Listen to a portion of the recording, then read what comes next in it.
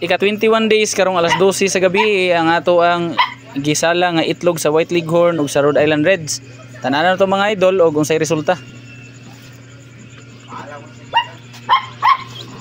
Uy, kadaghan.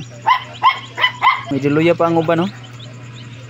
Wala pa kayo malagsik. So, mga siya. Ang kanida yung mga namilit sa kilid. Kuha ng mga gitabangan. Mga nang gitabangan ako buwak ng shell. Tapos sila na ibahalag magawas.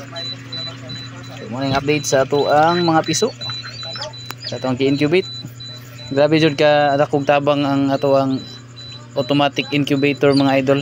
Medyo ubay-ubay na jud ang ato ang White Leghorn karon, no? Ang ato ang napisa kay 17 ka buok. So usara ang bugok out of 18 nga fertile. Nga ang sa ato ang Rhode Island Reds out of 9 nga fertile, 7 ka buok ang napisa. So duha pud ang bugok. So total tulo ang bugok sa ato ang batch karon. Nasa 89% ang ato ang hatching rate.